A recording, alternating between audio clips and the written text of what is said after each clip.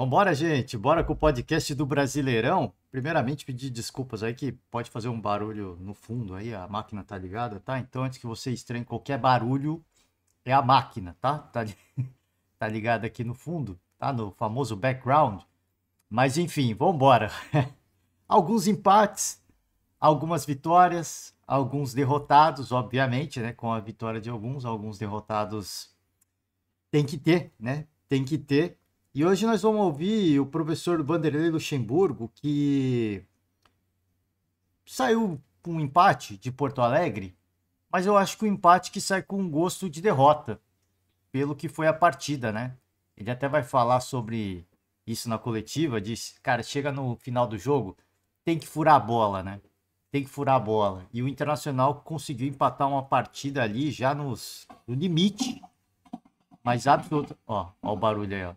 O Internacional consegue um empate ali no limite, do segundo tempo, com um jogador a menos, é importante a gente destacar.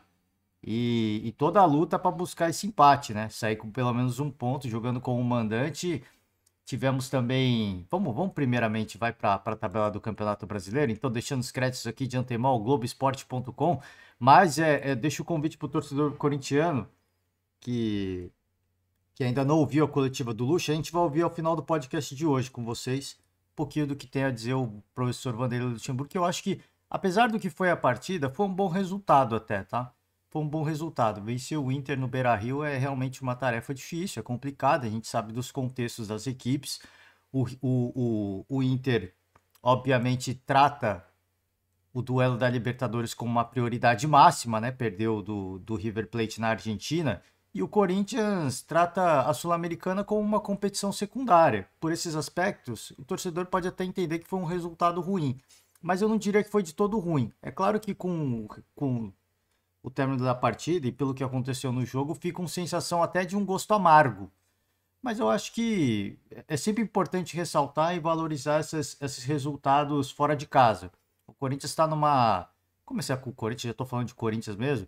O Corinthians está numa missão de se afastar cada vez mais da zona do rebaixamento. E segue nessa toada, e segue nessa campanha, né, de recuperação. É óbvio que ainda não é aquela campanha esperada, mas é aquilo que a gente sempre fala. O Corinthians chega numa situação hoje que 3 vitórias coloca o time numa situação intermediária de tabela e bem longe da zona do rebaixamento. Antes, estava aqui no bolo de baixo. Então não era uma coisa assim, se eu vencer 2 vezes eu me afasto bem. Não, não era bem assim. Se pegar o Vasco, o América, o próprio Coritiba, o Bahia, se vencerem 2 seguidas, não ficam numa situação confortável. O Vasco, então, nem se fala. O Vasco nem com 3 vitórias consecutivas, né? Fica numa situação confortável. Então, acho que o Corinthians, o Luxemburgo conseguiu colocar o Corinthians nesse bolo, onde está todo mundo muito próximo, em que, cara, uma sequência de bons resultados já afasta bem, né? A equipe dessa situação ruim. E volto a repetir, fica uma sensação um pouco amarga, né? Uma sensação até de derrota, mas foi um bom resultado que conseguiu arrancar do Internacional em Porto Alegre. O Inter consegue arrancar o empate, obviamente que fica o sentimento totalmente oposto, né? De que, poxa, você faz um gol ali no final do jogo, assim, no limite, né, dos acréscimos, já estava ali com quase 9 minutos de acréscimo. Fica uma sensação de vitória. A frustração, obviamente, ela é gigantesca, porque a situação do Inter, se você pensar que o torcedor colorado, o ano passado, ficou com a vice-liderança, estar na 10ª colocação é algo absolutamente constrangedor, né? É algo absolutamente constrangedor, mas trocou recentemente de comando técnico. O Kudê fala em coletiva que ele não tem tempo de treinar, que a melhor forma de dar liga para a equipe é jogando mesmo, né? Pelo pouco tempo de trabalho que ele tem. Fala que a equipe evoluiu, fala de uma diferença de postura da equipe, o que eu concordo com ele. Eu acho que ainda no jogo jogado dentro de campo ainda tem muito a evoluir. Mas a questão da postura eu acho que foi legal. E eu acho que o que foi legal também foi ver a evolução física da equipe. Se a gente olhar para um confronto recente que foi contra o próprio River Plate, na Libertadores, o Inter teve uma queda importante no segundo tempo que ajudou a condicionar a partida. Claro que o adversário ao lado do seu torcedor ele vai inflamar, ele vai crescer ao longo dos 45 minutos da segunda etapa, mas houve uma queda técnica importante. Eu acho que a queda técnica ela vem junto não só com o aspecto do torcedor, né? Não só pela questão do estado de espírito da equipe, do estado psicológico, mas também da questão física. Há uma evolução, há uma melhora. O Kudê ressalta isso, que o time melhorou muito em relação a quando ele chegou. Eu acho que ainda tem muito a evoluir. Até o jogo do River eu não poderia dizer que eu senti muita diferença, uma evolução física da equipe do Internacional, mas nessa partida em especial contra o Corinthians, sim, a gente já viu uma outra parada, né, de um time com bastante pegada, bastante, assim, bastante luta, né, bastante luta para conseguir arrancar esse empate. A sensação, eu até falo assim, pô, de repente o Inter sai com uma sensação de vitória, mas o torcedor, a gente observando as reações, é uma sensação ruim, né? O torcedor não tá contente com mais um empate, porque desde que o Kudê chegou ele não ganhou ainda, né? Então a chegada do Kudê, ela obviamente ela vinha com uma injeção de expectativa para o Internacional voltar a vencer, né? Voltar a reencontrar os caminhos da vitória. Mas eu acho que isso é um processo natural. Perdão, deixa eu só. Tô tomando um café aqui antes que o café esfrie, né? E é capaz de eu até me engasgar. Sempre que eu engasgo com minha própria saliva aqui fazendo podcast, tomando café, então nem se fala, né? Então acho que, cara, assim, um resultado que, pelo que foi as duas equipes, pela semana que tem as duas equipes, eu acho que foi bom. Fica com sensação de frustração do torcedor corintiano por ter tomado gol ali no final do jogo e vai ficar a reclamação também, pela quantidade de acréscimos que foi dado, né? A reclamação ela vai ficar e não tem jeito, e a gente teve uma partida com arbitragem absolutamente caótica e constrangedora, que foi a partida do Palmeiras. Mas vamos voltar agora para a sequência, né, dos jogos do dia. O Santos conseguiu o empate contra o Atlético Paranaense. Eu digo conseguiu porque saiu perdendo, tá? Sai perdendo do Atlético. O Pablo faz o gol no primeiro tempo. E aí vem todo um filme na cabeça do torcedor, né? Mais uma repetição, cara, sai atrás no placar, de ter que buscar um resultado, de ter que. Muito provavelmente a vitória não viria, né? A derrota estava se encaminhando e nos acréscimos nos acréscimos mesmo, sim, do segundo tempo, Marcos Leonardo, sempre ele, né?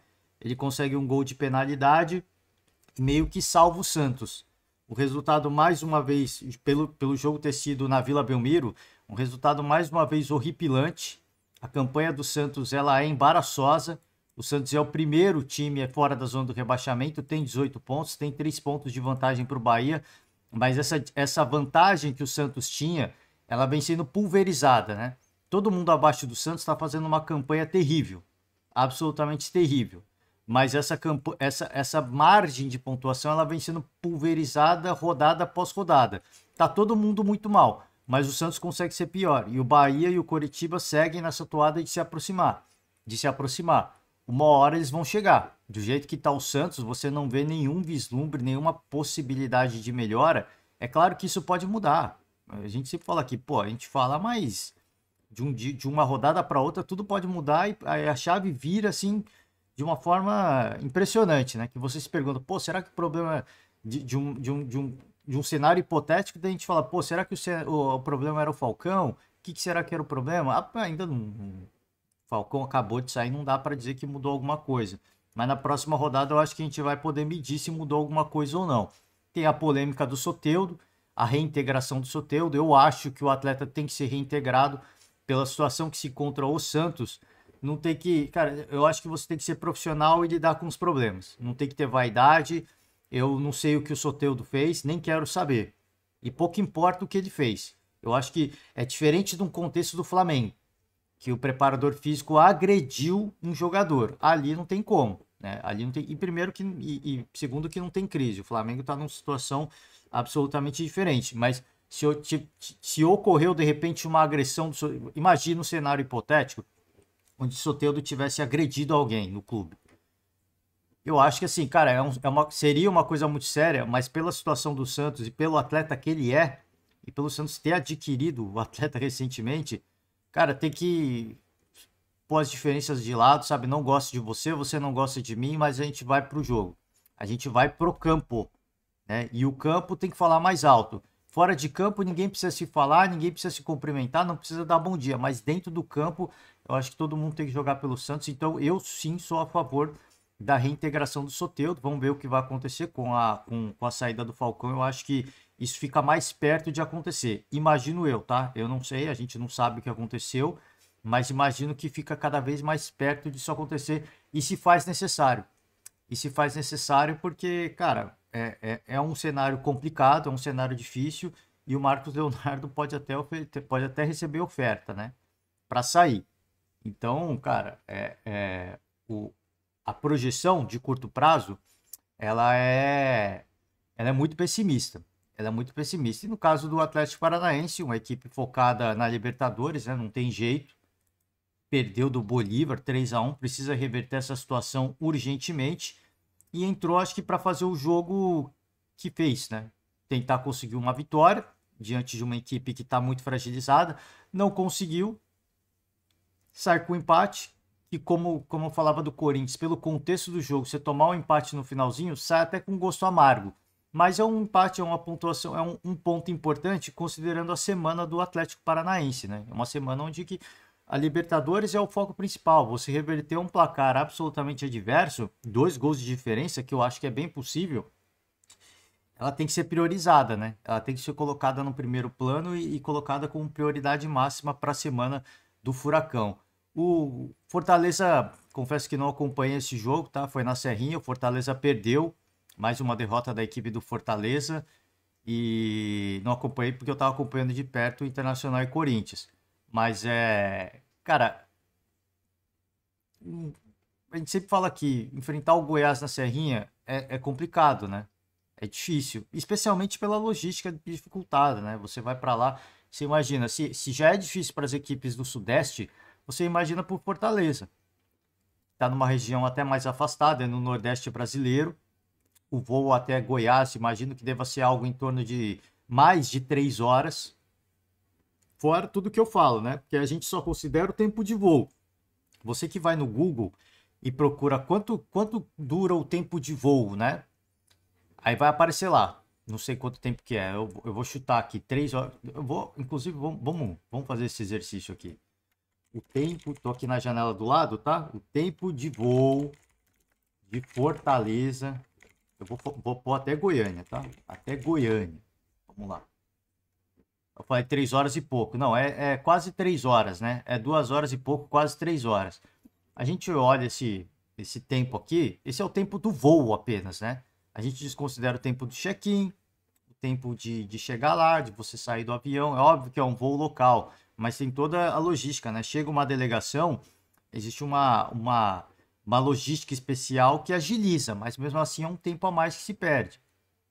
Não só na decolada, quanto na chegada e depois na volta da equipe do Fortaleza. Então, tudo isso é custo de tempo que vai consumindo e vai desgastando, né? Então, acho que se já como eu falei, já é difícil para uma equipe do Rio, uma equipe de São Paulo, você imagina para uma equipe do Nordeste. E eu não digo isso em tom de demérito, eu digo isso em tom de muito mérito, né? O que o Fortaleza consegue fazer em virtude de uma logística tão complicada assim, é algo da gente tirar o chapéu, tá? Deixa eu.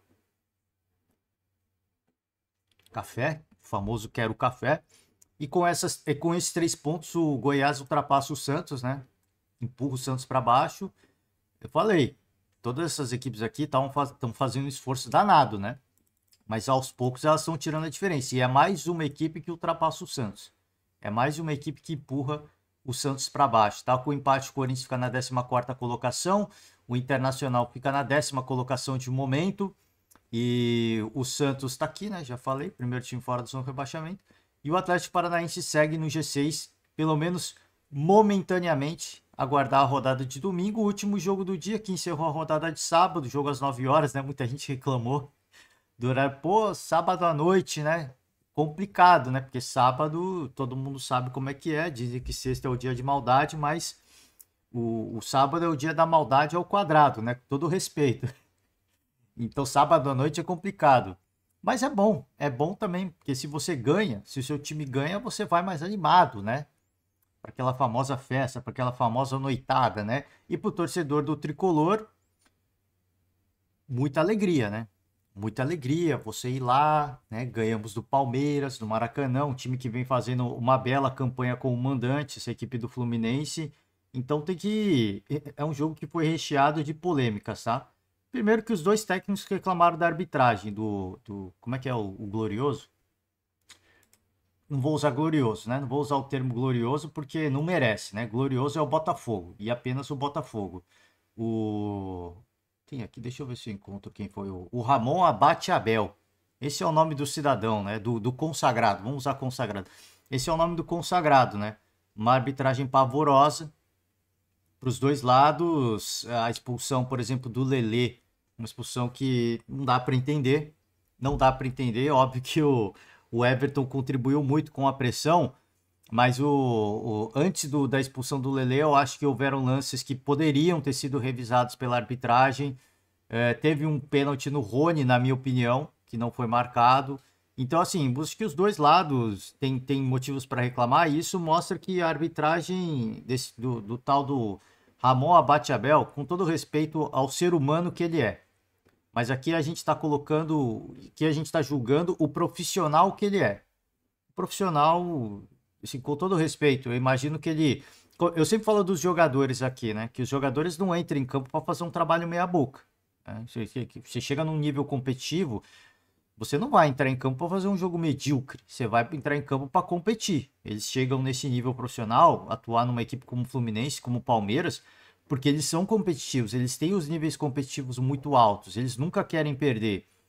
O Ramon Abate Abel, ele é um árbitro FIFA. Ele chegou onde chegou, não porque ele entra em campo para fazer um trabalho medíocre, meia boca, mas vamos combinar, assim, uma arbitragem que não é de hoje, tá? Não é de hoje a arbitragem desse árbitro.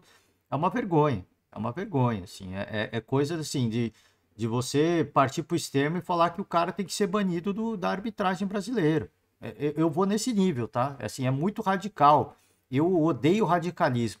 Quem me acompanha aqui sabe que eu sou muito moderado nas minhas considerações, nas minhas ponderações.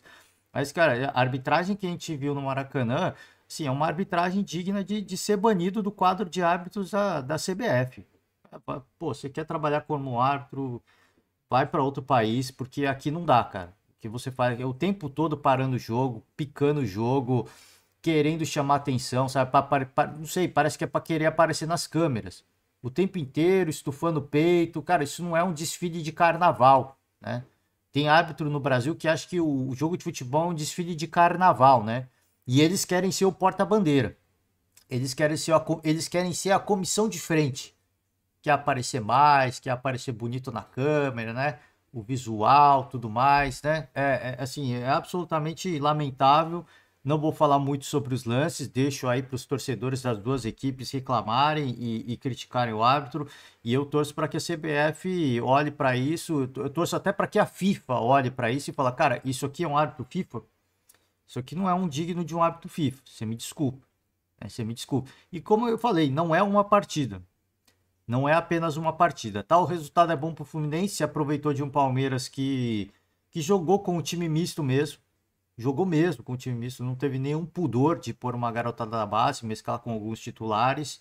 Até fez em alguns momentos do jogo uma partida competente, me chamou a atenção alguns jovens, né? A personalidade que eles tiveram, que eles chamaram a responsa. E eu acho que, apesar da derrota, falando de Palmeiras primeiro, eu acho que assim, acho que é uma partida para o Abel considerar, de colocar mais a garotada. A gente tem visto o Flamengo utilizando muito bem, revelando muito bem garotos, o Corinthians em especial revelando garotos, e o Palmeiras, que tem a melhor base do Brasil, não tem nenhum garoto protagonista. Eu acho que isso é uma coisa preocupante. Se fala muito O torcedor pega muito no pé da presidente e do diretor de futebol, que não contrata. E o Abel, que não tem nenhum garoto da base protagonista. O último protagonista da base do Palmeiras, acho que é o Gabriel Menino, né? É o último remanescente. E ele nem é tão protagonista. E ele nem foi revelado pelo Abel, né? Ele nem foi revelado pelo Abel. Ele tá aí, o Abel recebeu, ele já era um cara formado. Tá? Perdão, aqui deixa eu tomar mais um. Ele já era um cara formado, ele já era uma peça importante no Palmeiras, fazia parte do elenco profissional já há um tempo, tinha ido para a seleção E o Abel? E o ciclo Abel? Qual foi o garoto da base que se firmou para se tornar uma realidade? Ninguém. Então eu acho que o Abel tem que fazer mais disso mesmo. Ele deixa claro, e até na última coletiva dele, que a Libertadores é a prioridade. Ele fala que não dá mais para alcançar, assim, é difícil alcançar o Botafogo, né? Foi alguma coisa assim que ele falou. Para mim, aquele discurso foi uma sinalização de, cara, o Campeonato Brasileiro não dá mais. A gente vai focar na Libertadores, que é um título bem possível para o Palmeiras, considerando que agora tem o calendário mais aberto, não tem Copa do Brasil, por exemplo, para também dedicar esforços. Eu acho que ele vai priorizar a Libertadores da América e, em virtude desse cenário, eu acho que ele precisa trabalhar melhor a categoria de base. Ele sempre fala que tem que ser com calma, que tem que ser com paciência. Por que o Flamengo tem tantos atletas jovens da base como protagonistas do seu elenco? Por que o Corinthians agora tem tantos atletas jovens da sua base como protagonistas? Porque eles estão sabendo trabalhar melhor. Então isso é. E curiosamente, essas equipes trocam muito mais de treinador do que o Palmeiras. O Palmeiras está aí quase 3 anos com o mesmo técnico. E ele, volta a repetir, não há nenhum atleta da base do Palmeiras que é protagonista do time titular hoje. Então, eu falo aqui, eu acho que o torcedor ele tem que pegar no pé da presidente e do diretor de futebol. Não tô tirando esses caras da culpa, não. Eu acho que foi constrangedor o mercado do Palmeiras. Foi constrangedor. O Palmeiras tinha uma verba para contratar e não contratou. Simplesmente não houve habilidade de negociação para contratar. Eu acho isso constrangedor. Acho que isso tem que ser criticado. Mas e a comissão técnica? Né? As últimas grandes revelações do Palmeiras vieram no tempo do Luxemburgo, se eu não me engano, né? Então, pera, tudo bem, a gente não está contratando ninguém, mas os grandes reforços do Palmeiras, as grandes, cara, assim, a certeza de que você vai ter reforço não é na contratação, é na base, porque eles são formados no clube, eles têm a identificação com o clube, eles treinam com o elenco titular. E por que não há nenhum atleta, a melhor base do Brasil disparado? Por que não há nenhum atleta da base hoje no Palmeiras que é um protagonista, que é um titular? Então acho que existem muito mais coisas a serem criticadas. E eu acho que essa partida é uma partida assim, pô, perdemos, mas vamos dar tempo para a garotada. Deixa eles se divertirem, né? Deixa eles serem felizes. Vai perder ponto aqui, vai perder ponto ali, isso faz parte. O foco é a Libertadores. Mas a gente precisa urgentemente transformar essa base em algo, uma realidade. Eu acho que isso é algo, acho que isso é algo importante assim destacado. Eu mesmo falo muito pouco sobre isso aqui. Eu acho que isso é algo para se criticar a comissão técnica do Palmeiras também. Um jogo que o Palmeiras estreou, um jogo não, uma semana, né? Que o Palmeiras estreou o avião da Leila Pereira, né? O avião da Placar, uma das empresas da presidente do Palmeiras, e aparentemente não deu resultado, né? Essa logística facilitada não deu resultado. Tem até o vídeo nas mídias sociais do Palmeiras. Eu cogitei em ouvir um trecho aqui com vocês, mas vou deixar para o torcedor palmeirense, tá? Ouvir depois, assistir o vídeo. É legal, né? É bem legal. E o Palmeiras não pagou nada. Não pagou absolutamente nada para ir para o Rio de Janeiro. Eu não sei como vai ser a volta, mas foi para o Rio de Janeiro com o avião da Placar. O Palmeiras não pagou, porque o avião ainda não está autorizado a realizar voos comerciais, até onde eu vi, né? Ainda não houve aprovação para realizar voos comerciais. Então, por isso, a Placar, que é a empresa da Leila Pereira, uma das empresas dela, não pode cobrar pelo voo. E ela deu esse presente para o Palmeiras, né? Deve ter ajudado, pelo menos os titulares. E, cara, um jogo que acho que tá na conta, né? Tá na conta. O Fluminense, em dados momentos, jogou melhor que o Palmeiras, em dados momentos, o Palmeiras jogou melhor. Acho que o Fluminense foi mais eficiente. Teve as questões da arbitragem, todo mundo reclamou. Acho que tá isso. Semana, como tenho falado de tantas outras equipes, a semana ela vai ser complicada para muitas equipes. E ela vai ser complicada para o Fluminense. Perdão, tomando meu café aqui, que vai receber o Argentinos Júniors, e o Palmeiras, que vai receber o Atlético Mineiro. Então, era um jogo que eu imaginava até mais um clima de amistoso nessa partida, né? Foi um jogo quente em dados momentos. Eu achei que, pô, vai ser um clima bem amistoso, né? Bem marcha lenta, tudo mais. O Marcelo entrou em campo, porque ele foi expulso, então não vai jogar, tinha que jogar mesmo. Teve um lance do Martinelli, tomou amarelo, bastante amarelados, né? O Felipe Melo também amarelou. Teve o lance do Lelê, né? Que aí muita gente falou, o Everton tal, né? Que ele que cavou a expulsão, mas é a parte dele reclamar, né? E se o árbitro cai ou não, a culpa é do árbitro. Se o árbitro não tem personalidade, não mostrou personalidade. O John Kennedy, esse que eu tava tentando lembrar, né? Ele já tinha um amarelo. E ele, se eu não me engano, é o Kennedy. É o John Kennedy que deu a cotovelada. Eu não lembro quem deu a cotovelada no Rony agora. Mas assim, uma cotovelada que pra mim é pênalti, é pra cartão, entendeu? Então, assim, existem lances. Eu falei do próprio lance do Lelê. Assim, é constrangedor, cara. São lances constrangedores. Que o árbitro ou não vê, e se não vê, o árbitro de vídeo não chama também, né? Então, assim, eu acho que fica a reclamação. Mas os lances dos gols foram. Não tem o que se discutir, tá? Todos os lances de gols não teve que se discutir. O primeiro gol de pênalti não há discussão.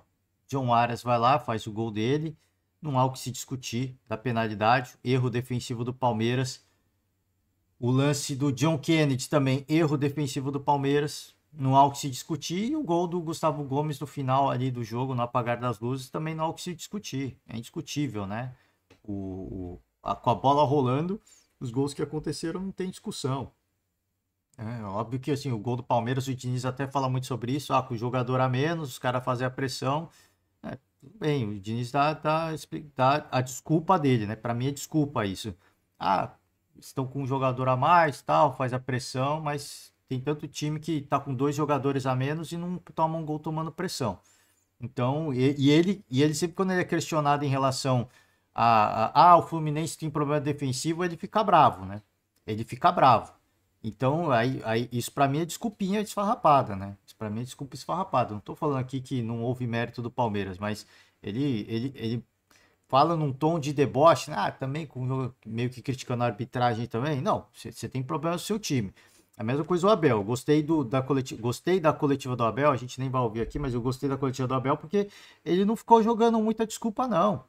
Cometemos erro mesmo e faz parte, velho. A arbitragem eu deixo para vocês falarem. Acho que o Abel foi para um caminho melhor. Ele pode reclamar o quanto ele quiser também. Eu sempre falei aqui, no começo, há uns meses atrás, eu ficava bem bravo, né? Mas, cara, tem que reclamar também. Se ele achar que ele deve reclamar, tem que deixar o manifesto. Eu só acho que é mais importante não só critico os dois treinadores, né? Porque eles sempre colocam muitas condicionantes, né, nas suas coletivas. Não, por causa disso, não, por causa daquilo, eles sempre colocam muitas condicionantes, né? Eles renegam veementemente receber qualquer tipo de crítica. Eu só acho que tem que olhar mais para o futebol das duas equipes, né? Então, assim, se um jornalista critica uma coisa, não, mas aí é um recorte que não sei o quê, daí se 2 semanas a gente ganha sem tomar gol, tá tudo certo. Eu acho que, cara, foca no futebol. Se tomou um gol, teve um erro, não foi culpa da. Óbvio que teve uma parcela de culpa da arbitragem, mas ali é a mesma coisa do Palmeiras. O Abel dessa vez focou em falar no futebol. E eu sou mais a favor disso. Acho que todo mundo tem o direito de reclamar de tudo. Acho que todo mundo tem o direito de reclamar de tudo. Até porque esse jogo de bastidores ele pesa muito, né? É o tal do poder de bastidor. De você, num próximo jogo, ter uma arbitragem um pouquinho mais conivente ou não. Eu não tô dizendo que ela vai ser tendenciosa. Eu estou dizendo que ela vai ser mais conivente, ela vai ser mais flexível ou não. E aí, esse é o tal do jogo de bastidor, de você reclamar ou não. Eu acho que é muito mais rico, eu acho que é muito mais poderoso você jogar como joga o Botafogo. Os erros vão acontecer, mas a gente faz acontecer. A arbitragem vai prejudicar todo mundo. E ela vai favorecer todo mundo em dados jogos, né? Se você prejudicar um, você está favorecendo o outro. E o Botafogo não conta com isso. O Botafogo joga como o Palmeiras fez no ano passado. Então, se você deixar de lado as variantes do jogo que você não controla e nem tem como controlar, é impossível você controlar, você foca no jogo. E os resultados são mais consistentes, né? Costumam ser mais consistentes, pelo menos, né? É isso. Vamos com as notícias esportivas do dia. Primeiramente, falando sobre Santos, tá? O presidente do Santos promete novo diretor e despista sobre o futuro do Paulo Turra. Tem que avaliar, né? O Falcão saiu, né? Então precisa de um novo diretor, substituto do Paulo Roberto Falcão, e o Turra não está assegurado no cargo. Não vou acumular a função. Estamos pensando, vamos trazer um diretor de futebol, sim. Diferente do que fez o Corinthians, né? O Corinthians, o Roberto de Andrade saiu e o Duílio e o Alessandro, eles agregaram essa função. O Santos não, né? O Rueda disse que vai ter um novo diretor de futebol. Não tem nenhum nome definido, estamos pensando.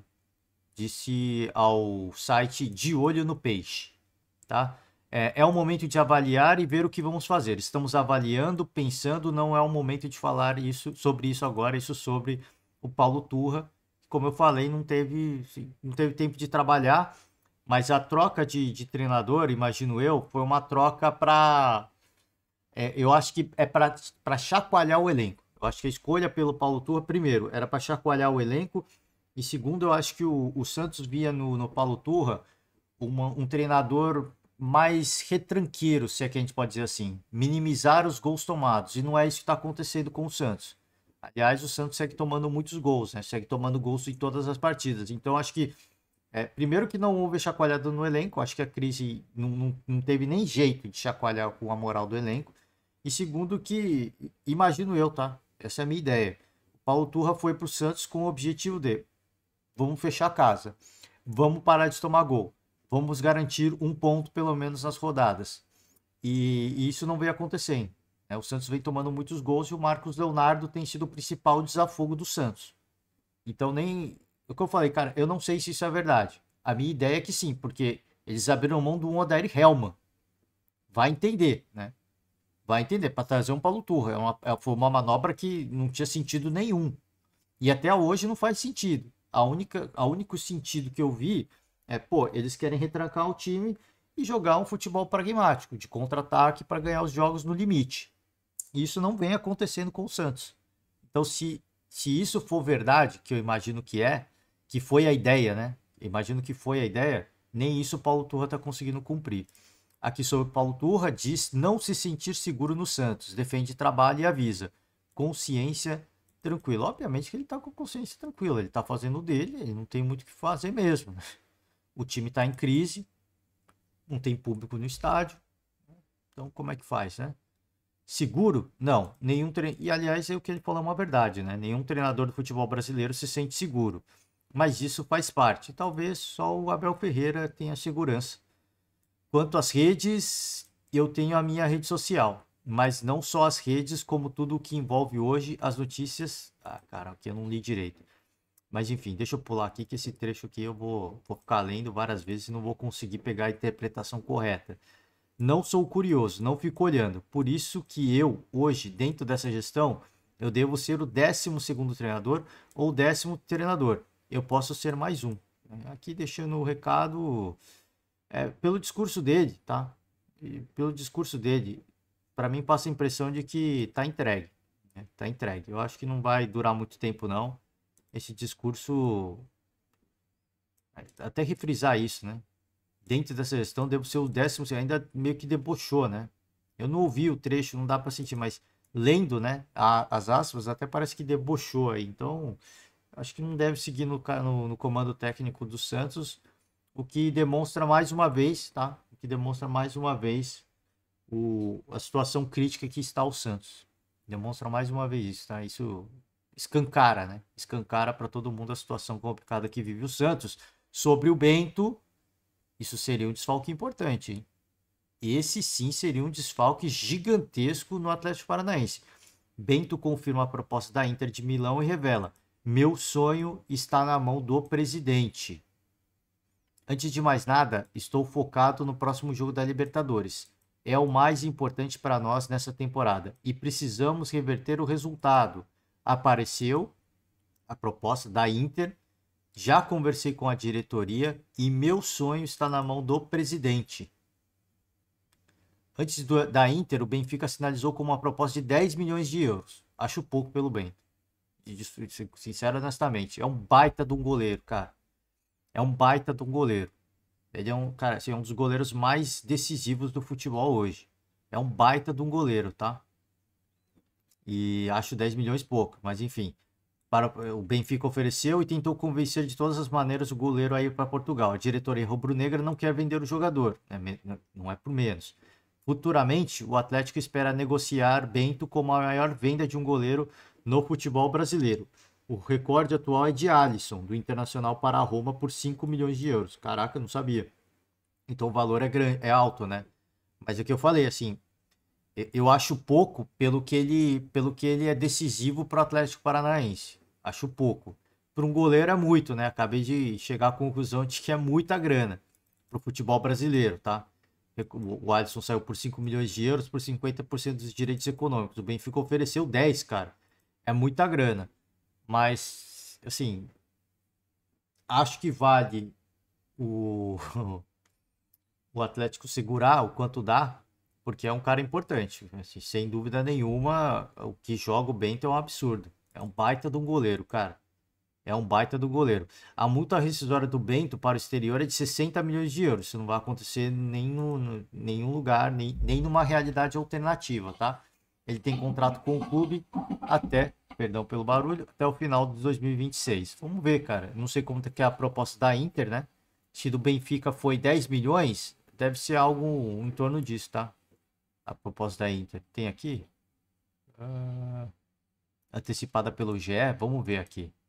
Inter de Milão procura Bento, mas atleta reforça que o goleiro não está à venda. Vamos ver aqui. Não tem sobre a proposta da Inter, né? Só fala mais uma vez sobre a proposta do Benfica e a multa rescisória dele. Não tem os valores da Inter, tá? Deve ser algo muito parecido. Deve ser um negócio muito parecido. Pouquinho a mais, talvez. Pouquinho a mais de 10 milhões de euros, talvez. Cara, clima quente no Internacional, né? Valência discute com Luiz Adriano e dirigente do Inter após o empate. O atacante equatoriano chegou a dar um empurrão no gerente esportivo do clube, o ex-jogador Magrão. Tá aqui, tá? Eu não vou rodar as imagens, mas rolou um bate-boca ali, o clima foi acalorado, tá? Então faço o convite a você, torcedor, a entrar aqui na matéria do GE, você que ainda não viu, e procure o lance, tá? No final do jogo, o clima esquentou. Ener Valencia e Luiz Adriano discutiram na saída do campo. O equatoriano também bateu boca com o Magrão e chegou a empurrar o gerente esportivo do clube. A discussão começou após Luiz Adriano falar algo não identificado para Ener. O equatoriano não gostou e rebateu o companheiro. E os dois foram para lados opostos. O camisa 13 foi em direção à saída de campo e Magrão tentou conversar com o jogador. Exaltado, Valência discutiu também com o dirigente colorado e lhe deu um empurrão. Contido por membros da comissão técnica do Inter, Ener não ficou com o restante do elenco no gramado. Sempre aos finais de partida, independentemente do resultado, os atletas permanecem no campo para aplaudir os torcedores. Luiz Adriano colocou panos quentes em entrevista para a transmissão de TV. Não teve situação nenhuma, são momentos do jogo, que um cobra o outro, nada mais, tá? Não teve situação nenhuma, não é bem assim. Teve alguma situação, mas deve ser aquela coisa do, cara, o que tá dentro de campo, fica dentro de campo, né? E é isso que eu ia falar, cara. Tá até aqui, né, na notícia, é isso que eu ia falar. O gol do empate saiu dos dois, né? O curioso é que os dois protagonizaram o gol do empate. Assistência do Ener Valencia e gol do Luiz Adriano, né? Aqui, ó. Aos 53 minutos do segundo tempo. E é curioso que isso tenha acontecido, né? É um tanto quanto curioso. Tá aqui Ener Valencia, né? Esse é um duelo que o Luiz Adriano vai perder, tá? Esse é um duelo que o Luiz Adriano vai perder e o gerente e o Magrão também vai perder. O Ener Valencia é uma das maiores contratações do Internacional dessa janela. Ele não vai ser queimado, né? Com todo respeito ao Luiz Adriano e ao Magrão, né? Com todo respeito. Esse é um duelo que os caras vão perder mesmo, né? Vão perder mesmo. Vambora, vamos de Luxemburgo. Deixa eu dar um zoom aqui, tá. Admite frustração, diz que o Corinthians pecou nos acréscimos, tem que furar a bola, né? Aquilo que eu falei quando eu tava comentando de Corinthians. Hoje foi importante o que aconteceu. Há 2 meses íamos comemorar esse empate. Hoje saímos frustrados. Isso é uma evolução. Eu concordo com o Lucha nisso, né? A gente vai ouvir o Lucha mais tarde, mas concordo muito com isso. Se a gente for parar para pensar há 1 mês atrás, sair do empate, com o empate do Internacional no Beira-Rio seria um motivo de comemoração. E o Lucha falou que os jogadores saíram até, cara, frustrados, né? Meio cabisbaixos, com a sensação de derrota mesmo. Então acho que isso é importante para valorizar. O quanto o time mudou de postura e o quanto que, assim, nesse momento, você sair do Beira-Rio com a sensação de derrota. Isso é uma mudança de postura muito importante. Isso é muito relevante para a trajetória do Corinthians ao longo até o final do ano, né? Até o final da temporada. Sobre o Vojvoda, vamos acelerar aqui, como estamos de tempo. Ih, deixa eu acelerar mesmo, hein? Deixa eu acelerar mesmo. Vojvoda vê personalidade em Marinho para superar críticas da torcida. O Marinho não tem jeito, né? Foi criticado no Santos, foi criticado no Flamengo, agora criticado no Fortaleza, né? A maior contratação do Fortaleza. A torcida do Fortaleza é exigente, mas estou confiante nos jogadores que temos. Marinho tem qualidade e personalidade para superar essas críticas. Tenho homens dentro de campo e confio neles. A torcida sempre exige, mas temos que virar a página e pensar na partida de terça-feira. Se o torcedor tá emocionado, tá cobrando, isso faz parte porque ele foi contratado para ser um cara para dar resultado, né? E aí cabe ao Vojvoda mesmo, ele dá essa confiança para o jogador, porque é um atleta que ele foi contratado para fazer diferença. Foi contratado para ser o cara diferente. Tá? São 4 partidas que não conseguimos pontos na Série A do Brasileiro. Quanto ao funcionamento, foi bom, mas falta o que está acontecendo: finalizações e converter em gols.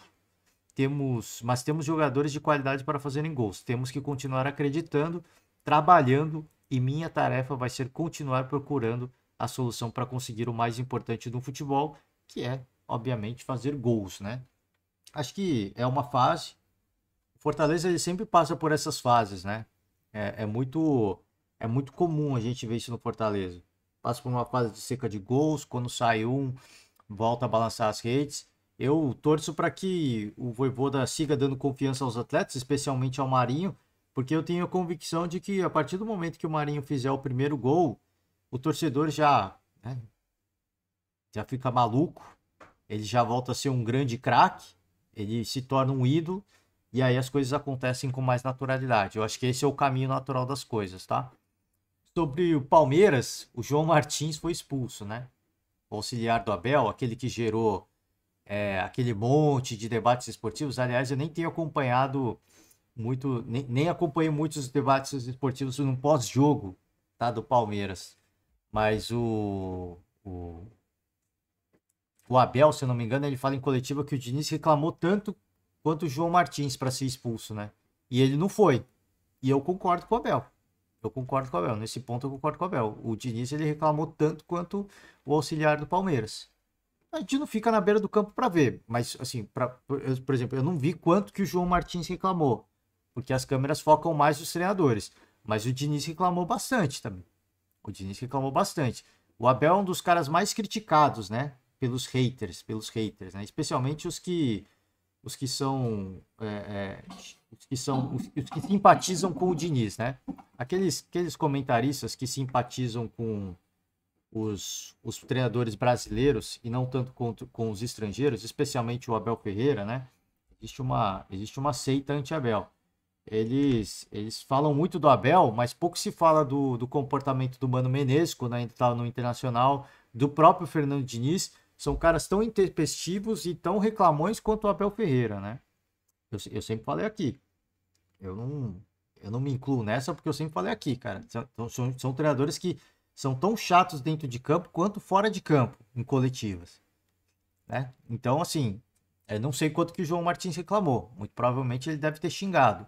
Mas a mão pesa mais para ele porque ele é um auxiliar, né? Ele não é o treinador. Quando é treinador, a arbitragem eu acho que é mais conivente mesmo. Ela dá uma segurada mesmo, né? Quando é auxiliar, tá cartão mesmo. Pode tomar gancho porque o treinador é mais importante, né? E ele, ao sair, falou, né? Hoje está condicionado. Hoje está condicionado. Deu um sorrisinho irônico, né? E falou que o jogo estava condicionado. Ele foi aquele cara que falou que tem um sistema, né? Não é bom para o sistema que o Palmeiras vença o campeonato 2 vezes seguida. Foi ele que falou, né? Foi ele que falou. Enfim, né? Não vou dar muito destaque para isso. O que eu quis trazer ao holofote é que o Fernando Diniz ele é tão reclamão quanto, tá? Ele é tão reclamão quanto. Mas eu não sei o quanto que ele reclamou. Eu não estava no estádio para ver, né? Você só consegue ver quando você está no estádio e observar o comportamento ali na área técnica. Sobre John Kennedy, revela papo com Fernando Diniz antes de gol e disse que o Fernando Diniz pediu para ele ficar tranquilo. O atacante marcou o segundo gol tricolor. Curiosamente, tínhamos vários Johns em campo, né? Tínhamos John Kennedy, que a escrita é diferente, né? Do John Arias. Então tem o John Arias, que a escrita é diferente do John Kennedy. E no lado alviverde do Palmeiras tivemos John, né? E no Palmeiras também tinha Jonathan. Então tinha vários Joe, né? Tinha John, tinha Jonathan no Palmeiras. Tinha... Curioso, né? Curioso. Não, Jonathan é o John, né? Tô vendo aqui a escalação do Palmeiras. O Jonathan é o tal do John, né? É isso, então. Tínhamos John e tínhamos John Arias e John Kennedy do lado tricolor, tá? Vamos aqui pegar algumas aspas do John Kennedy. Ele veio conversar bastante comigo durante a semana, pediu para ficar tranquilo que teria oportunidade. Joguei bem, aproveitei. Fazia tempo que eu não marcava gol no Maracanã. Agora com ele lotado também é uma sensação inexplicável. A torcida tem um grande carinho por mim, tenho que retribuir. Grande personagem, né? Grande personagem, importante para dar confiança, ganhar confiança. É um atleta que, para mim, ele é importante para o tricolor. E o Fernando Diniz, ele nunca desiste de ninguém, né? Ele nunca desiste de ninguém. Ele sempre... Ele é um psicólogo, né? O Fernando Diniz. Então, ele, por excelência, ele sabe trabalhar, né? O problema é que, assim, saber trabalhar é uma coisa. Quando entra em campo, o torcedor começa a cobrar e pegar no pé, aí é outra história, né? E tudo que o Fernando Diniz faz nos bastidores vai pro brejo, né? É complicado, né? Se tem alguém que sabe trabalhar com o atleta, imagino eu, o Fernando Diniz. Mas é complicado, porque aí a resposta da torcida é o que pega, né? É o que pega. E aí todo o trabalho dele vai pro saco, né? Porque o cara se mata a semana inteira pra, pô, vamos mexer com a cabeça do cara, né? Vamos trazer o cara, vamos dar confiança pro cara, aí entra em campo, né? E aí já começa. E aí ele vai falar, PQP, né? Trabalhei pra caraca, mas no final quem decide é o torcedor, né? Para finalizar, vamos de Flamengo. O Pedro é tietado no desembarque em Cuiabá, tá aqui os torcedores, né? Isso nunca foi mistério. O Pedro sempre foi um queridinho e especialmente após o episódio com o preparador físico do Sampaoli, que não tá mais, e não, lembrei do nome dele, já ia falar, graças a Deus, eu não me lembro do nome do cidadão. Acabei de lembrar, mas nem vou citar porque não é digno de citação aqui. O torcedor ganhou uma afinidade maior com o Pedro, né? E para finalizar, aqui Flamengo sequer senta para conversar e recusa quase 100 milhões de reais do Benfica pelo Pedro. Então, deve estar nos planos do Sampaoli, tá? Deve estar nos planos do Sampaoli. Não sei qual plano, mas imagino que deve estar nos planos do Sampaoli. Porque para o Flamengo não querer negociar esse valor com o Benfica, eu acho que o Sampaoli quer o cara no elenco. Quer ter o cara para compor o elenco. Quando que ele vai utilizar, quando que ele vai ter sequência, como será utilizado, aí são outros 500, tá? Aí são outros 500, aí não faço a mínima ideia. Após dias de especulação por conta da negociação de Gonçalo Ramos, quem não se recorda, Gonçalo Ramos é o atleta que substituiu o Cristiano Ronaldo na Copa e fez 3 gols, né? Na Copa do Mundo, e o gênio do treinador português deixou o Cristiano Ronaldo de fora e colocou Gonçalo Ramos no jogo que eliminou Portugal da Copa. Não estou falando que ele é um perna de pau, nem que ele é um pé de rato. Estou falando, né, que ainda é um jogador de projeção, né? É um jogador em projeção contra outro que é um craque consolidado. Essa é só a minha crítica. A gente criticou no podcast da Copa, tá? Tá, vambora. Agora chega de notícia esportiva, vamos... Nossa, caraca, eu tô falando pra caramba, né? Eu tô sentindo que eu já tô falando demais. Vamos dar uma pausa agora. Vamos ver o Vanderlei Luxemburgo?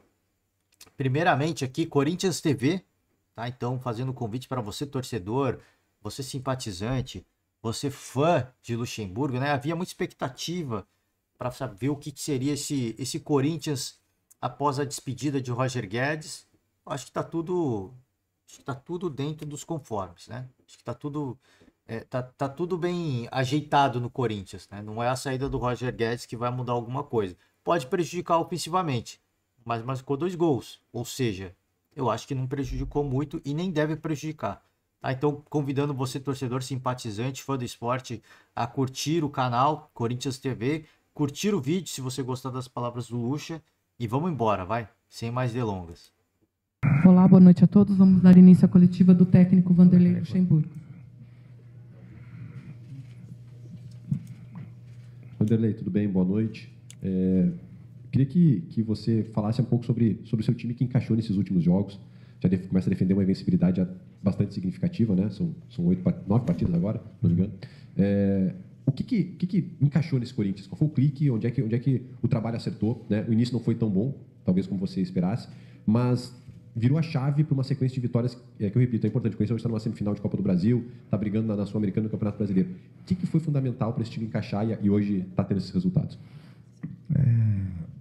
Eu tinha certeza, porque a gente fala assim antecipadamente, eu falava assim, nós vamos brigar na Copa do Campeonato Brasileiro por alguma coisa mais acima. Era questão de tempo. Eu falava isso em algumas coletivas, que a gente tinha possibilidade de olhar para frente e olhar uma coisa diferente. Em momento algum você viu falar, em momento algum, e estamos ali na zona de rebaixamento, até porque eu vejo a equipe num crescimento, com trabalho, as coisas acontecendo, enxergando algumas coisas que pertencem a nós, às vezes fica uma discussão externa, né? Porque o Lucha não falou isso, não falou aquilo, que não sei o quê. Cara, tem coisas que a gente tem que discutir internamente e fazer as coisas acontecerem, né? Hoje, para mim, foi um dia importante hoje, né? Dentro do nosso crescimento. Porque há um tempo atrás, há 2 meses atrás, se nós empatássemos aqui, a gente está comemorando um empate. Essa é a grande verdade. E hoje eu senti o nosso pessoal dentro do campo, dentro do vestiário, frustrado. Essa é a diferença de quem quer alguma coisa. O empate aqui seria um ótimo resultado, dentro daquela coisa que a gente não conseguia ganhar, aí ia comemorar. Bom, aí eu vi todo mundo cabeça baixa. Eu falei, calma, rapaziada. A vitória seria excelente, mas se um empate fora de casa, dentro do nosso trabalho, que nós estamos buscando alguma coisa, fiquem felizes. Então, quer dizer, esse é um trabalho que a gente está fazendo que mostra o resultado no comportamento deles pós-jogo. Entendeu? Eu acho que eu sempre acreditei que nós pudéssemos crescer. Sempre, claro que alguma coisa também tem que acontecer. Tem alguns jogos importantes, decisivos, nós conseguimos passar, principalmente na Copa do Brasil, né, contra o Atlético. O jogo lá contra o Atlético era um jogo que ninguém imaginava que nós pudéssemos dar virada. Depois tivemos um resultado lá em Minas, que também o pessoal não acreditava que nós pudéssemos virar contra a América, né, e conseguimos virar em penalidade máxima, mas é Copa. Copa é assim. Então, acho que está tudo dentro do contexto de futebol.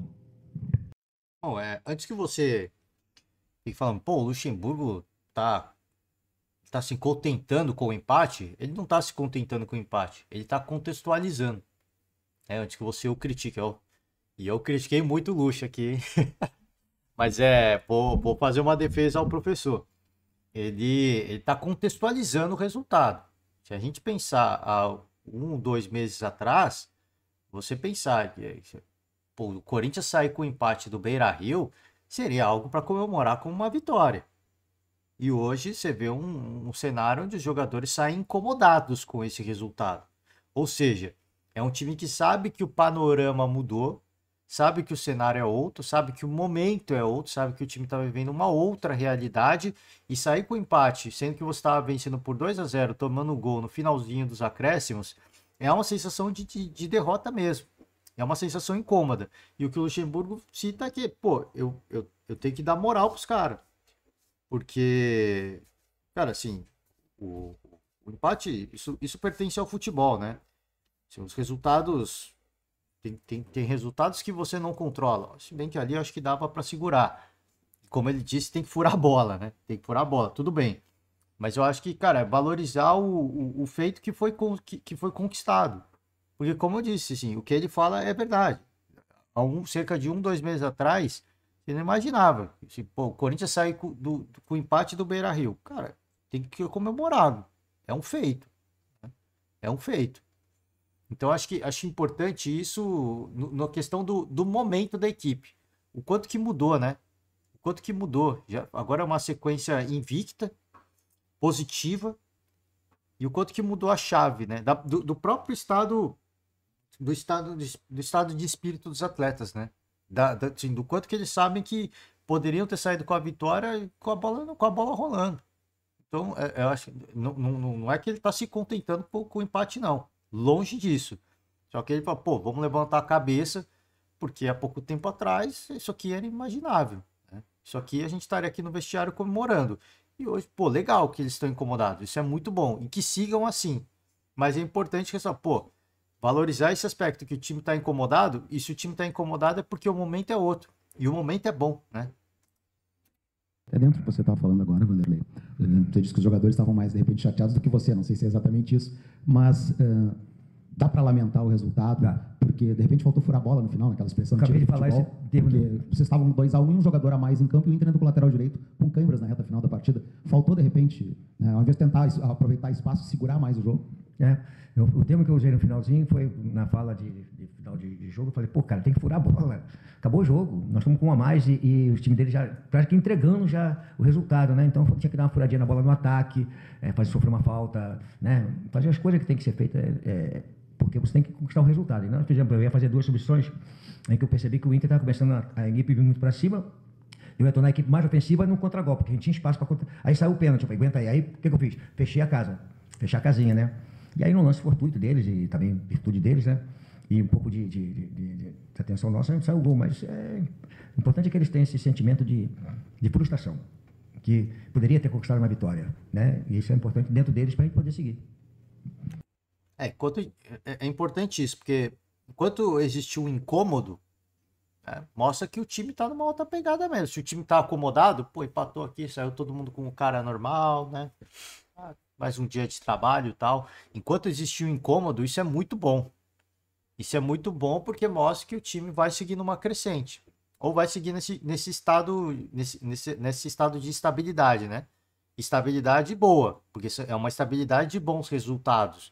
Então, acho que isso é fundamental para tranquilizar o torcedor, a importância dos jogadores estarem incomodados com isso.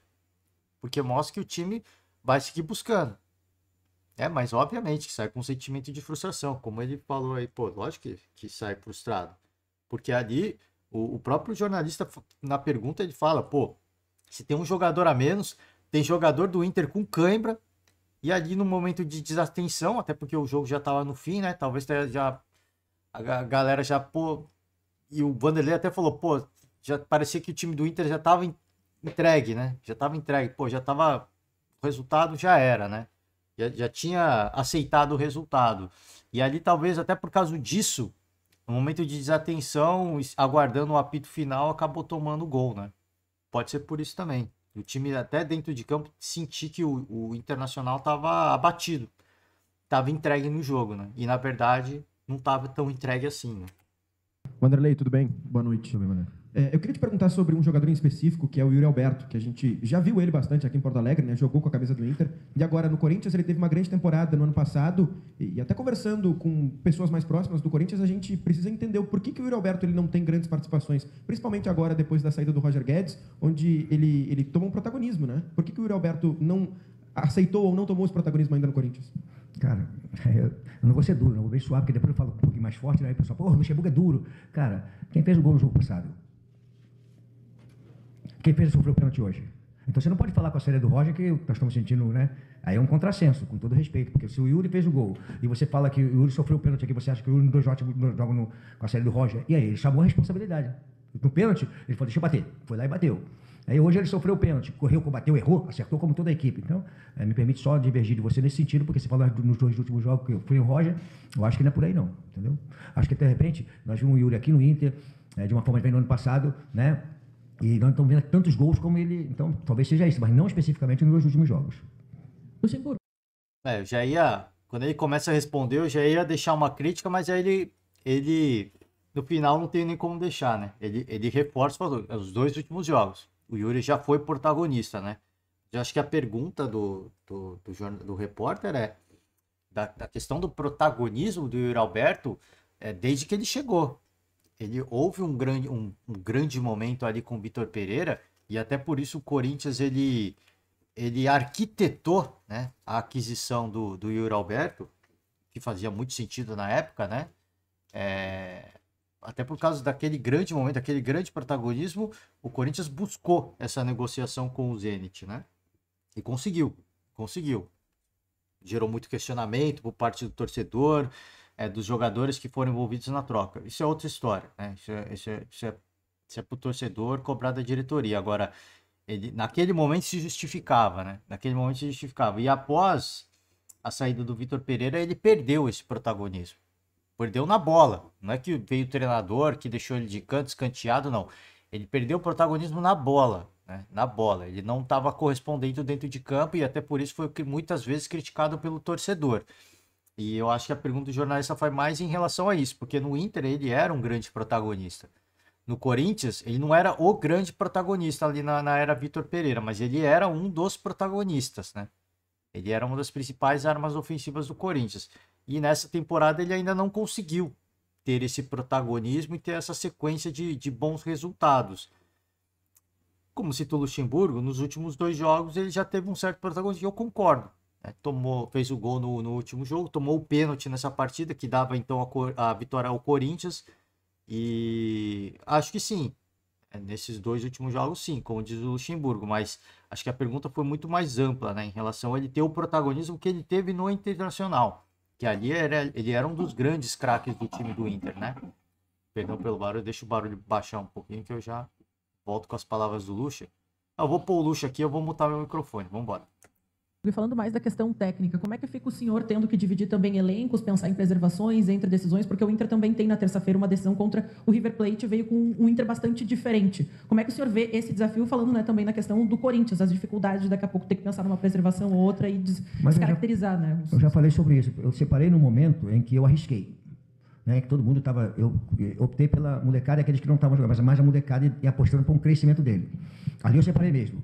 Que era importante porque eu tinha que ter semana cheia para um elenco, entre aspas, para um grupo dividido para lá, outro para cá. Eu tive 3 semanas cheias para preparar o elenco. Hoje eu tenho o elenco à disposição. Você não faz esse trabalho por jogo, um jogo só.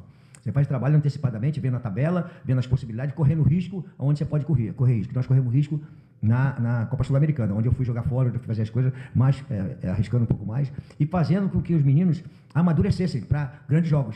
A sequência é de grandes jogos. Vai faltar um turno, 19 jogos, vai acabando 19, 18, 17, 16, vai acabando o campeonato. Aí tem Sul-Americana que a gente pode ir decidindo. Tem a Copa do Brasil que vai já ter um jogo decisivo. Então, acho que isso aí já foi feito lá atrás.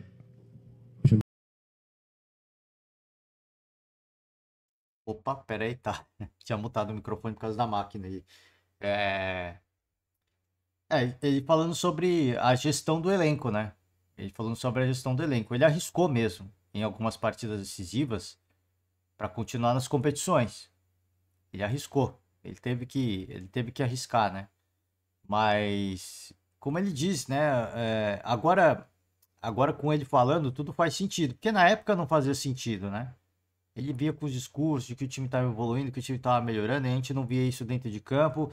E agora ele pode falar o que ele quiser. Ele pode ter sido até aleatório. Se ele falar que foi planejado, a gente vai acreditar. Porque, de fato, ele falou, pô, eu fiz uma arriscada lá, mas foi um negócio arquitetado, foi um negócio planejado. E hoje se paga, né? O Corinthians joga 3 competições.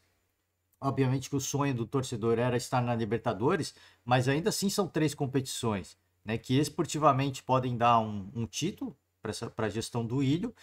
E mesmo que seja um título de Sul-Americana, né?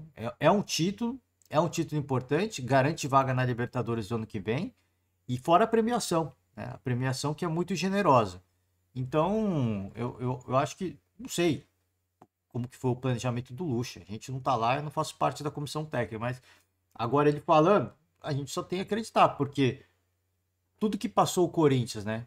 Saindo daquela situação difícil e hoje chegando onde chegou com uma sequência positiva de jogos e com uma projeção, né? Hoje você consegue olhar para o Corinthians cara, meio que fazer projeção de, poxa, tá em evolução, o time tá evoluindo, a confiança mudou, né?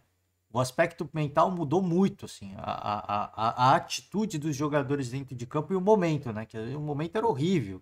Você tentava 1, 2, 3 bolas, a bola não entrava, e na primeira bola do adversário a bola entrava, acabava tomando gol, acabava perdendo. Então, o quanto a questão do momento pesa também, né? Boa noite. Permite ser um pouco do contexto do jogo, mas também falando dentro da sua última resposta sobre a molecada, sobre os mais jovens. Você tradicionalmente gosta de usar os mais novos. O Ronaldo falou numa entrevista recente que os jogadores mais novos têm ido para a Europa sem terminar sua formação aqui no Brasil. E você subiu alguns jogadores que até atuaram um pouco no Sub-20. Como que você participa dessa formação dos atletas no profissional, que tem toda a pressão, e também, lógico, do crescimento deles? Cara, a minha história, pode ser 92? Pode ser, não me lembro se foi 92. Eu peguei aquele time do Flamengo que tinha Djalminha, Rogério, Fabinho, Marquinhos, Marcelinho Carioca, Paulo Nunes, uma série de jogadores, botei todo mundo pro time de cima, tá dizendo, lá atrás. E fiz Paulo Nunes, uma série de jogadores. Então, essa é uma história que eu tenho, né?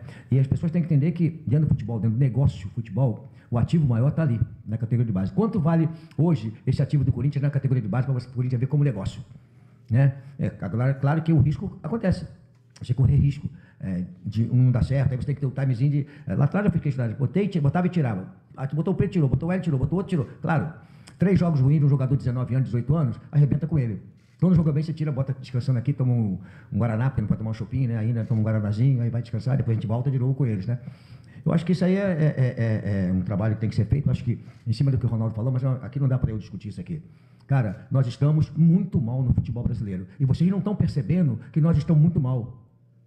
Vocês estão avalizando e dando ênfase às coisas que estão prejudicando a gente dentro do futebol brasileiro. Aí dá ênfase como isso aqui é muito bom, isso aqui é muito bom, isso aqui é muito bom, e não sabe o que nós estamos tendo de prejuízo numa sequência que há de vir pela frente. Não é verdade? Então, lá estou indo agora com 15 anos. Nós estamos formando jogadores para jogar no futebol europeu. Nós estamos trazendo treinadores europeus para cá, para ter mais de 50% disputando o Campeonato Brasileiro aqui, onde nós tínhamos grandes treinadores, tinham sempre na minha época, tantos treinadores disputando o Campeonato Brasileiro. Não sou contra os europeus, mas será que cabe tanto europeu aqui dentro do Campeonato Brasileiro? Será que nós não teríamos técnicos brasileiros mais jovens, começando a carreira, arriscando um pouquinho mais, para dar ênfase à nossa essência de futebol? Será que era isso aí? Então, cara, é um negócio preocupante que as pessoas estão... A modernidade, porque nós estamos... Cara, nós não estamos na Europa. Nós estamos no continente sul-americano. Nós não somos europeus.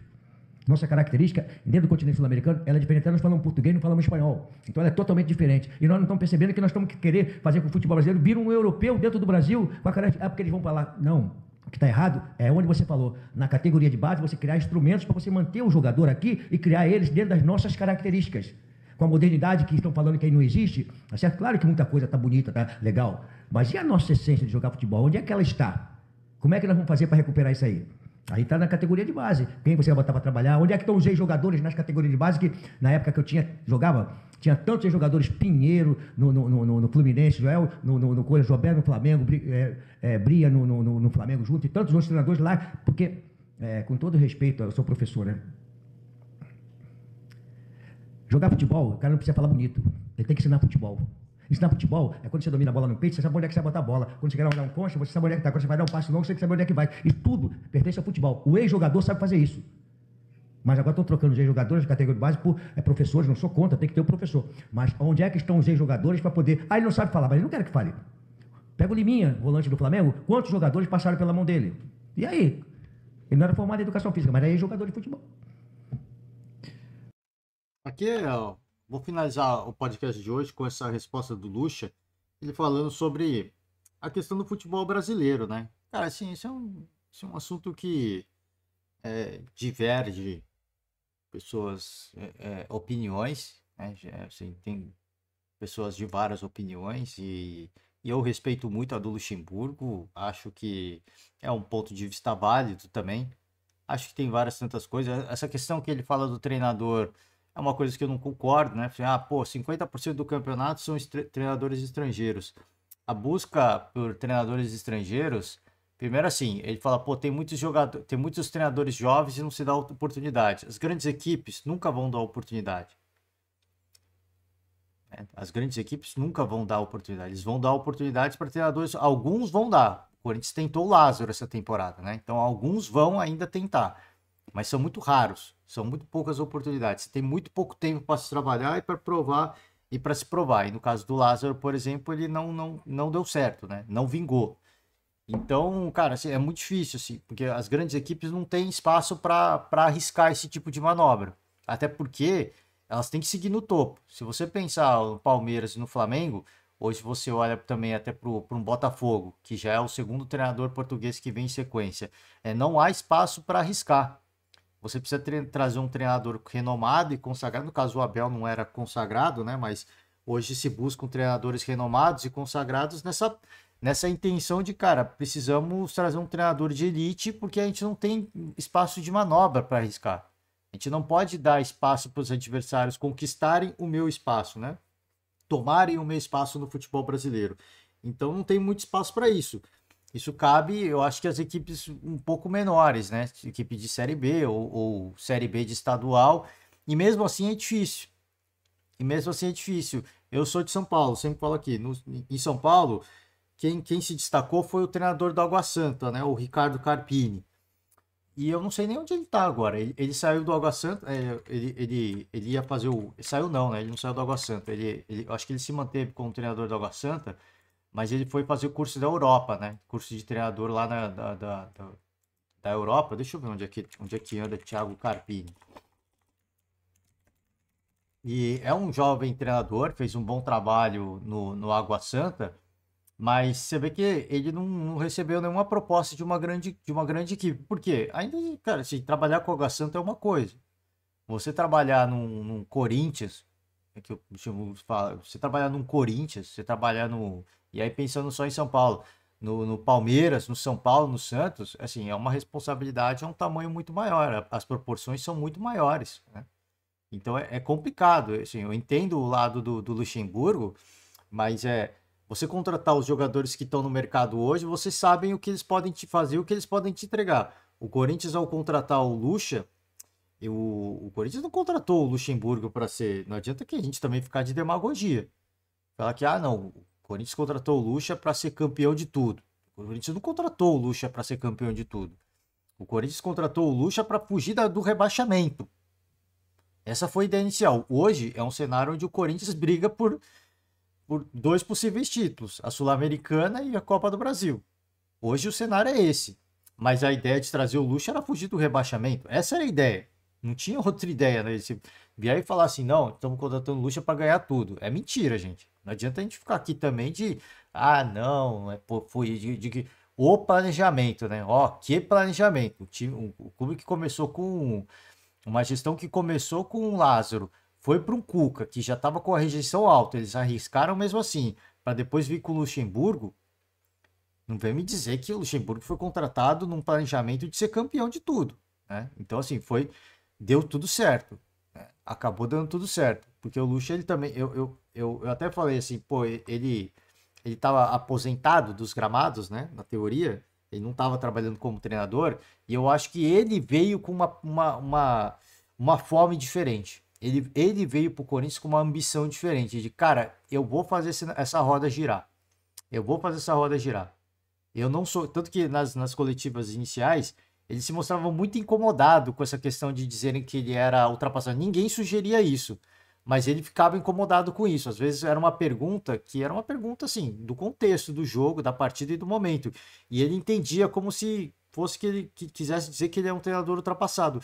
E ele se mostrava muito incomodado com isso. Então eu falei, pô, eu até falei em um dos podcasts aqui, cara, o Luxemburgo ele tá querendo muito dar a resposta. Porque ele quer mostrar que ele não é um treinador ultrapassado. Hoje ele tá num momento onde a possibilidade de vencer títulos existe, mas ele não foi pro Corinthians para ganhar títulos, né? Ele foi para salvar o Corinthians do rebaixamento. Já tá salvando e alguns títulos se apresentam no horizonte. Uma possibilidade. Se vai ganhar ou não, outra história, mas é uma possibilidade de um cenário onde você imaginava que o Corinthians ia brigar para não cair, você chegar hoje, se afastando cada vez mais da zona do rebaixamento e próximo da final da Copa do Brasil e vivo na Sul-Americana, cara, assim, é um cenário extremamente otimista e positivo. O trabalho do Lucha é um bom trabalho hoje. Mas se você olhar para os técnicos disponíveis no mercado brasileiro, não existe nada inovador. Não existe nada inovador. Assim, vou contratar fulano de tal. Não vou citar nomes porque é injusto, tá? Não quero ser injusto aqui, mas vou contratar o fulano de tal, que já treinou, que já foi campeão, que não sei o que, tá, tudo bem. Vou contratar o fulano de tal, que nunca ganhou um grande título de expressão, mas é considerado um bom treinador. Cara, eu não posso arriscar, porque esse treinador teve espaço nessa grande equipe, e não deu certo. Esse aqui teve espaço, teve tempo de trabalho e não deu certo. Esse aqui ganhou títulos muito tempo atrás. Nos últimos trabalhos não foi bom. Cara, o material sobre os treinadores brasileiros já existe. O material já existe. Então, assim, eu não posso arriscar mais. Não existe. E por isso a onda de estrangeiros que acontece, né? Agora, a questão da categoria de base, eu concordo com ele. Assim, parece que, assim, muitos jovens estão sendo preparados para jogar no mercado europeu. Mas o problema é que o jovem, ele quer crescer na carreira para ir para a Europa. Você vê que, assim, não é uma questão de se tornar mais profissional. É uma questão de ir para a Europa. Então existe um problema também nisso, assim, porque ele fala, pô, existe um problema na formação, ok, mas é na própria mentalidade do jogador. O jogador, ele, obviamente que ele quer ir pro profissional, ele tem um sentimento pelo clube, mas o objetivo final é a Europa. Então toda a trajetória do atleta, ela é focada no sonho de ir para a Europa, de ir para outro mercado, onde ele vai receber mais, onde ele vai vai mudar o futuro da família dele, vai se aposentar, né? Vai garantir a aposentadoria dele e da família dele. Então, assim, a própria mentalidade. Por isso que eu falo assim, é uma discussão muito mais ampla, né? E, enfim, eu vou parar por aqui porque não existe certo e errado, né? Não existe certo e errado, porque eu já passei muito do horário, eu não quero me estender mais. Vou lhe pedir desculpas pelo longo podcast. Você que resistiu, agradeço muito. Deixe uma moral pra gente, tá? E mais tarde, no dia, tem o segundo podcast sobre Copa do Mundo. A Holanda já venceu a África do Sul, venceu tranquilo, foi um jogo sossegado, não foi uma goleada, mas foi bem tranquilo. E vamos ter mais um jogo pela frente. Vamos encerrar por aqui o podcast de futebol brasileiro, deixando o convite aberto para você que está acompanhando o podcast de Copa. Mais tarde tem, tá? Encerro por hoje, muito obrigado, ótimo domingo para você. Vamos ter rodada, hein? Amanhã a gente volta para falar da rodada de domingo. Valeu demais, forte abraço e até amanhã. Tchau. E até amanhã não, até mais tarde. Tchau.